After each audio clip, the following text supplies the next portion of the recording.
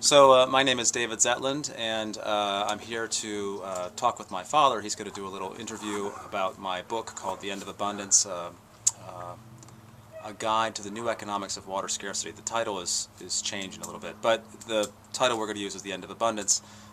This book is about the economics of water, but it's a book for non-economists, and I've written it based on a lot of time and experience that I've had talking to non-economists about water issues in California, in the western U.S., and Australia, and visiting places like Fiji or where else we go? Indonesia, Central America, Turkey. Lots of places around the world have got issues with water scarcity, and the theme of the book, The End of Abundance, is that this scarcity that is happening around the world is happening for many reasons, but the biggest one from an economist perspective is that demand from people and the environment is increasing and supply is either fixed or even decreasing. And so when you have demand increasing and supply falling, then you have a scarcity and potentially you have a shortage. So economists talk about shortages and how to fix shortages all the time, and that's why I'm writing this book. I'm not an engineer. Most water is managed around the world by engineers.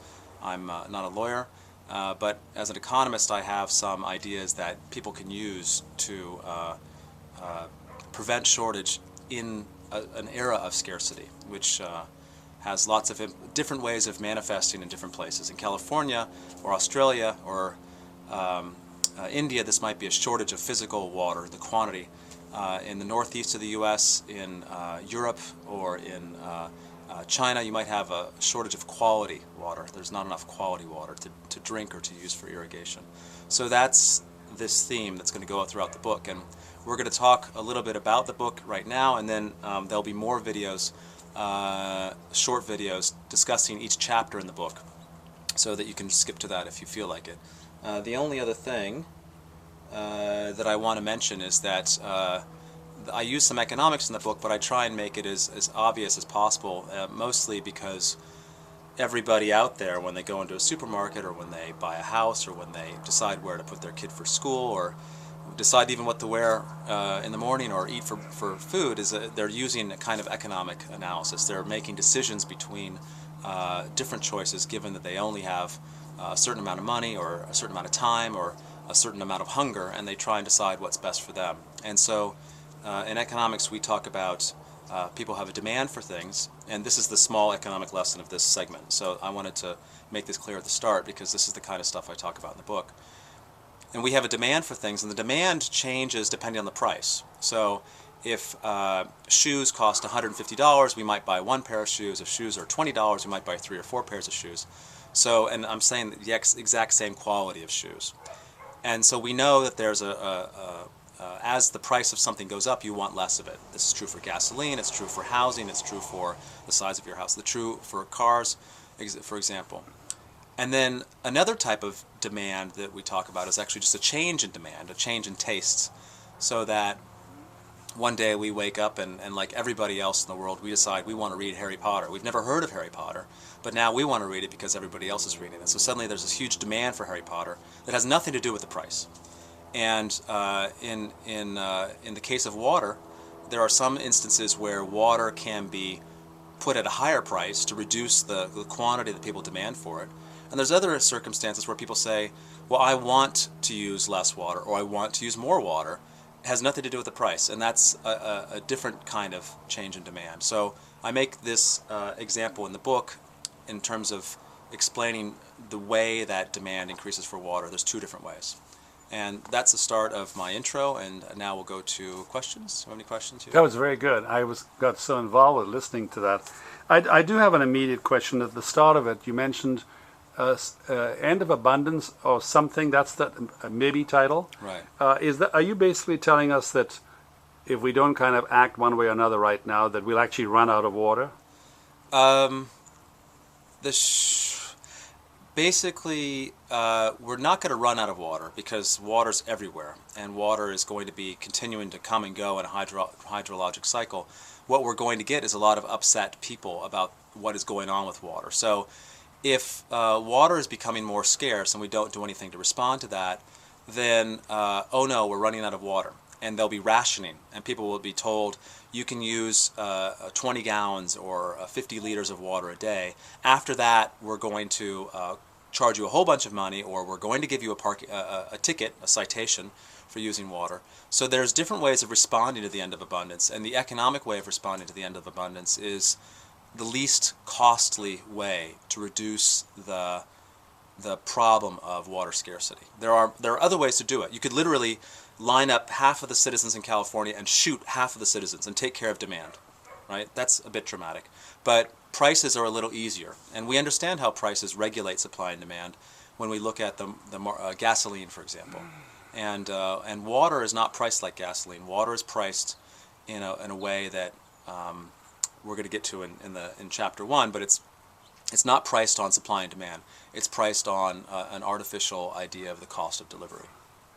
Very good. Another part of the intro was that you were talking to non-economists, you mentioned, which is pretty well everybody in the world, right, including a lot of economists, right, who actually don't agree about anything. So my question a little is, does one's opinion about water and what to do with it kind of coincide with yours? I mean, do you have some sort of agenda, consensus on it, that yeah, we've got to do something, or that yours would be a good idea, or are there other people wandering around with different solutions for water? Do you have an opinion on that at all? Yeah, so that's a great question. So the subtitle of the book, when I was kind of wishy-washy about it, but it's a guide to the new economics of water scarcity. And so a guide means that this is one guide. This is not the only opinion. This is not the Bible of water economics. So the idea is that anybody who's interested in these issues can read this book and get ideas. They don't have to be used, right?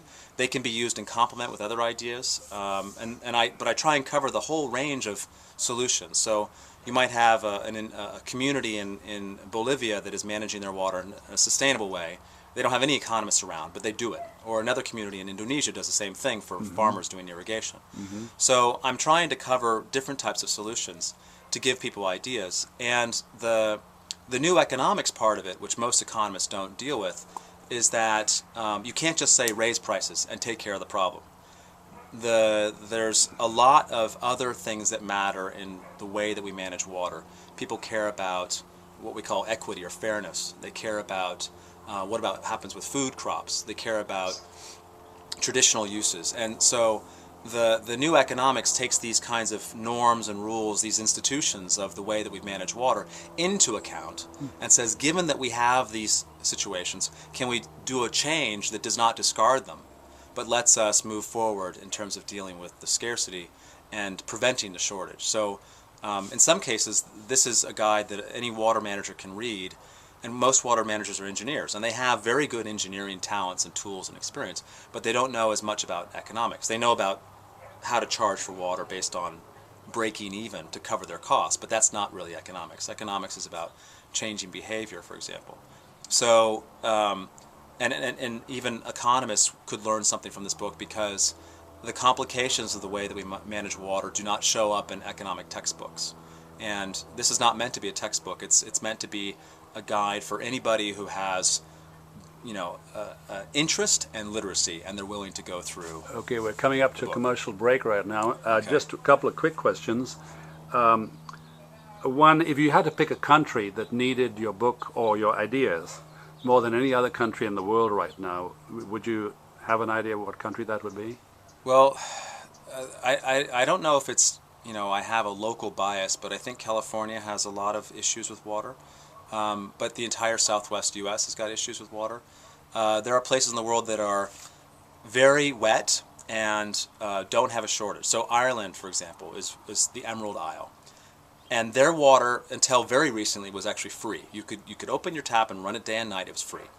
And the government of Ireland saw that as kind of people's birthright. We'll give you free water. But now they're broke. So now they're actually charging money for water. So there's actually an economics of how to do that. Right? So even the wettest place on earth has got issues with water in some way or the other. And other places, I know a lot more about water scarcity and in drier areas like Australia, except for now they're underwater because of floods, or the southwest U.S. You could take China and India, other places that have water scarcity problems, Greece, Spain. You come across given that I haven't met a water expert ever, you come across very earnest and very honest. It doesn't look like you have a dog in the hunt necessarily. But I mean, the listeners and people that watch this are basically into how do we know that this guy is on the level? I mean, why is this a crock, or is this something we should really hang our hat on a little? There's so many experts Right. on everything, and there's a water guy coming in Right. who has different views on yours later this week.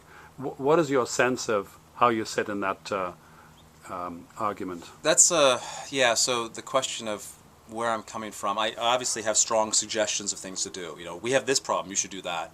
But I've been pursuing public policy for a few years now, and essentially that means, and writing about the economics of water and the politics of water in my blog Aguanomics, and that's what led to this book. And so in that process, I was debating with every interest group you can think of. You know, farmers and environmentalists and urban water users and people that like bottled water, people that hate bottled water, people from cities, people from rural areas, people from developing countries and not. And all of these groups have got different things that they're worried about and different perspectives, and especially they have different axes to grind. You know, if you're a farmer, you only know that more water is good for you. And I personally, all I do is I drink water. But besides that, I don't have an axe to grind as far as my personal water consumption. And because I've been an economist at the University of California and working at a public university, I've spent a lot of time trying to represent what is best for all of the public. Sometimes I say, for example, farmers could do this. It might be harmful in the short run, but in the long run, they will do better. The farmers themselves will do better. And so I've been willing to change my opinion on an action to take based on new information that says, well, this new way is going to be better for more people. So it's going to be better for society as a whole, and that is the path I'm always looking for. What's best for society as a whole? Okay, well, this is winding things up now. Your book's on the way around. What did you like? What is like a one-liner? What do you like people who listen to you or look to buy the book? What do you want to get? What do you want to say to them in terms of why they should buy the book? They should buy the book because, time is short, so I know that this is a critical problem. They should buy the book because it gives them a concise overview of many different water topics in 12 chapters about those topics. So in about 200 to 300 pages, that's written at a basic level is not the right way. It's written in a way that gets the point across without spending all day on footnotes, and so this gives anybody who has an interest in water an overview of all of the issues and actually how they connect together, and how we got to the situation with problems with scarcity, water quality problems, water quantity problems, what those costs of those issues are, and then gives a lot of ways of thinking about how to solve those problems. But then, in the end, it's going to end up being a local solution because water is a very local issue everywhere on the planet. There's thousands and thousands of water management organizations around the world, and every organization will have its own solution. Very good. We're real glad you came in, and we look forward to you having lots of success with the book. Thanks, Dad. David Zetlin, PhD.